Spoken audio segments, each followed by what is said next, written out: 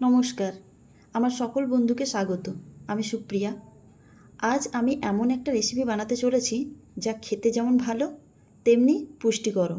তবে এই রেসিপির নাম আমি বলবো না, নামটা আপনারা সবাই কমেন্ট করে জানাবেন। তো এই রেসিপিটা এবার শুরু করি। তো প্রথমে এর জন্য আমি কি করে কড়াইতে গরম করে অল্প তেল দিয়ে তাতে একটু সাদা জিরে ফোড়ন দিলাম। একটু হালকা ভাজা হলে তাতে বাদাম দেব। বাদামটা একটু লাল লাল করে ভাজা হলেই ভালো লাগবে। তো বাদামটা ভাজা হয়ে এলে এরপর একদম লো ফ্লেম করে তাতে কিছুটা পরিমাণ রসুন কুচি দেব।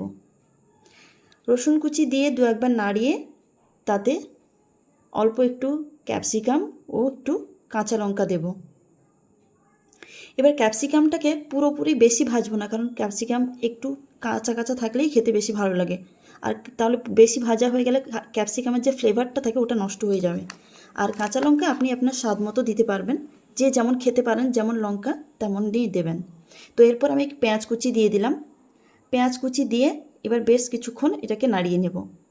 এরপর সমস্ত ইনগ্রিডিয়েন্টসগুলো একটু ভাজা ভাজা করে ভালো হয়ে নাড়ানো হয়ে গেলে শেষে কিছুটা পরিমাণ কারি পাতা দেব। আর কারি পাতা হচ্ছে এত সুন্দর একটা ফ্লেভার দেয় যা খাবারের টেস্টটাকে অনেক গুণ বাড়িয়ে দেয়। তো এরপর সব উপাদানগুলোকে আমি একসাথে ভালো করে নাড়িয়ে নেব। এরপর আসি মেন উপাদান, সেটা হচ্ছে চিড়ে।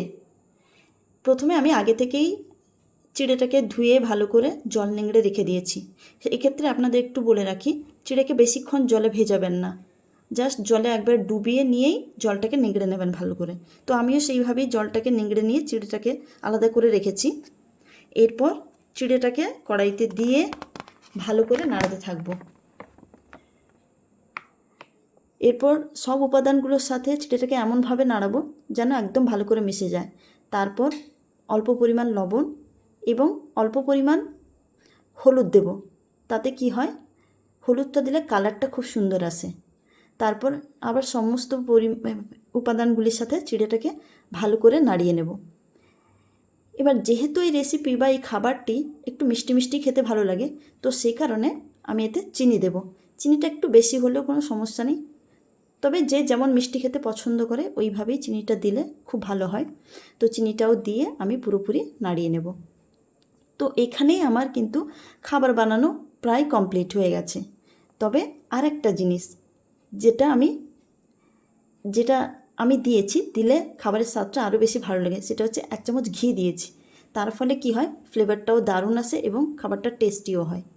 তো আমি 1 চামচ ঘিও দিয়েছি। ঘি দেওয়ার পর কিন্তু খুব সুন্দর একটা গন্ধ আসছে। তো ঘিটাও দিয়ে দিলাম। তো এইভাবে আমার খাবারটা কিন্তু সম্পূর্ণভাবে তৈরি হয়ে গেছে। এই দেখুন কি সুন্দর দেখতে লাগছে, দেখুন পুরো খাবারটা, কালারটাও খুব সুন্দর এসছে আর দেখতেও বেশ ভালো লাগছে। তো এবার আমি কি করব, খাবারটাকে একটা প্লেটে করে নিয়ে নেব। তো প্লেটে করে খাবারটা আমি নিয়ে নেব। খাবারটা নিয়ে এবার আমার খাবার কিন্তু পরিবেশনের জন্য রেডি।